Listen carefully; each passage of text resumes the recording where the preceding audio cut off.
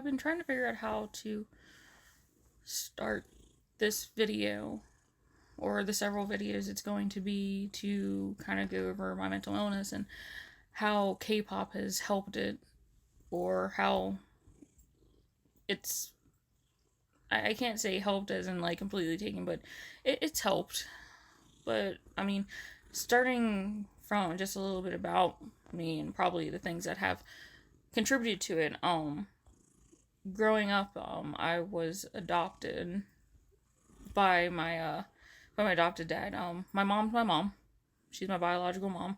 But unfortunately, when I was younger, when she had me, my biological dad said he wanted nothing to do with me. He at the time had another family and everything, and I was the thing he wanted to forget, like I never happened. So that has honestly had a profound impact on me, because as the years have gone, I mean, of course, I had my adoptive dad for about 15 years before he decided that he wanted to, before my parents got divorced and everything, then my mom got remarried, and then he kind of threw me and my brother to the side, like we didn't matter. And so it's a lot of a whole entire, I have a lot of abandonment issues that plays a lot into my mental health. To me, I always feel like I will never be good enough for anyone. I wasn't even good enough for the person who for the person who helped me come into this world, and I wasn't good enough for the person who decided he wanted to adopt me and love me. I wasn't good enough for anything. So I've always seen myself as someone that's not good enough to even be alive most of the time. I think that's probably the biggest thing that's always had a profound impact on my mental health, because to me, I feel like your parents are supposed to be those two people that love you unconditionally no matter what. And to know that right out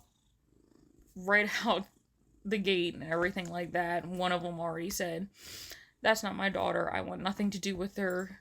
Never have her find me, never have her look me up, never have her do anything. I don't want anything to do with her. She doesn't matter. So that has always hurt me a great deal.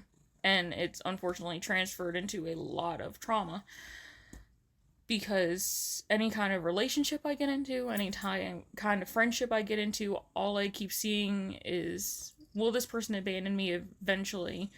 Will this person hurt me? Will this person see that I'm not good enough to be anything to them? So, there's always been that. I always, growing up, of course, with my adoptive dad and everything, they had my brother and stuff, so I always saw myself as the one that's not supposed to be here. I was with my mom and my adopted dad, and they had this kid that was blood, both of theirs, and here I was, like, my mom loves me. God knows she loves me and everything like that, but I always felt like I was only half loved as much as my brother was, because he had both of his parents, and then there was me.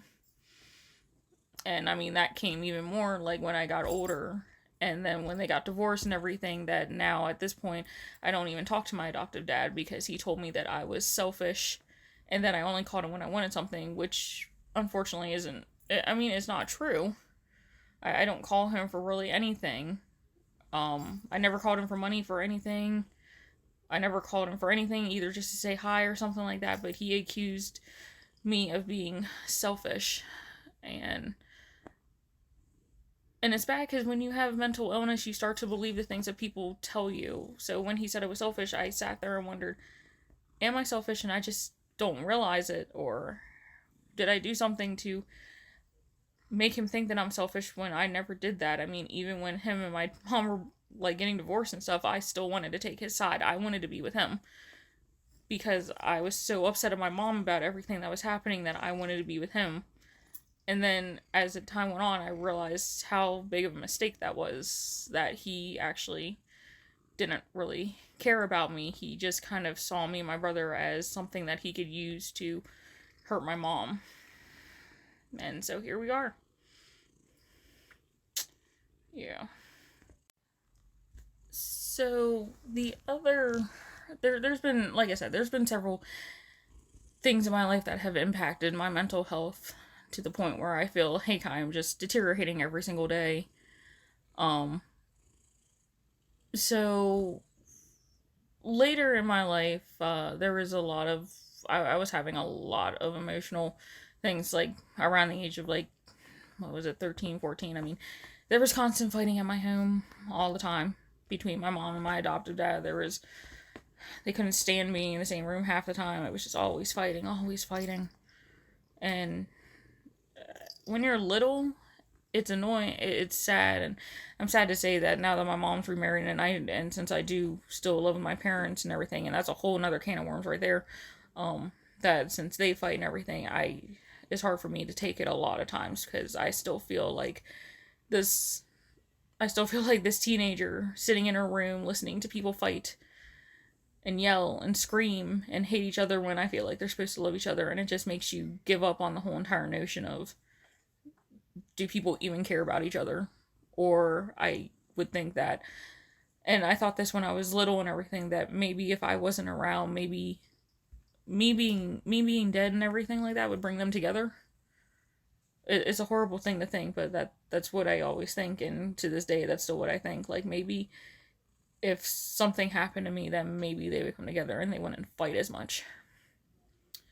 So, about the teenager years, that's when these thoughts started to happen more frequently than I care to admit.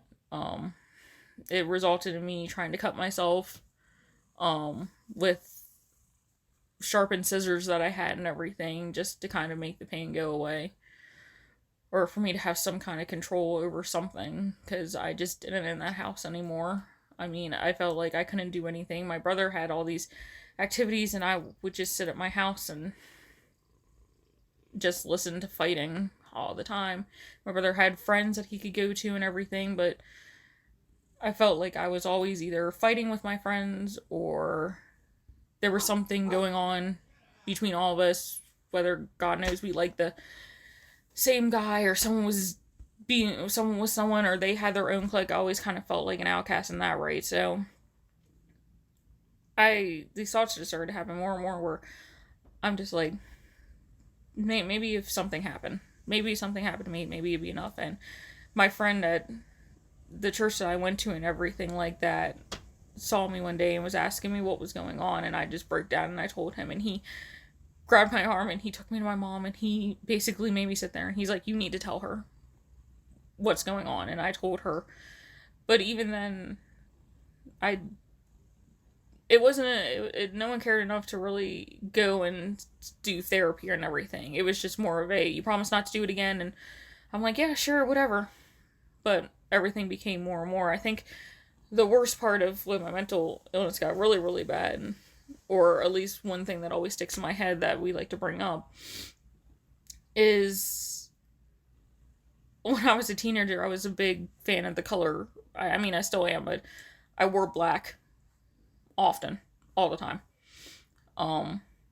So at our church, we had a mother-daughter tea. Well, my mom was adamant that I had to wear pink. I don't like the color pink. I don't. I think it's an ugly color. But she's like, can you wear this for me? I'm like, yeah, sure. Well, this was when my anger was like on it was a hairpin trigger. It really was. It was one of those, you say the wrong thing to me and something was going to happen. And my brother said, he made some kind of snark remark. And of course, my friend was over because my friend was going with this too. And he made some kind of snark remark. And next thing you know, I'm chasing him around with a freaking kitchen knife. Because I was just upset. I seriously, at that point, I just wanted to kill him, because I'm like, he's making fun of something that I don't want to wear. I don't have a choice in this, because I have to be someone that I don't want to be. And yeah, it got bad. And of course, it's one of those things where we just kind of push it off as, oh, you know, it's her time and everything. That's why she's acting like this. And we kind of just, again, left it go. So the more that everyone just kind of kept ignoring it, I either ignored it because it was the easier thing to do, or we just kind of, when it happened, we just let it happen, we just ignored it some more. So, yeah. It just apparently seemed easier that way.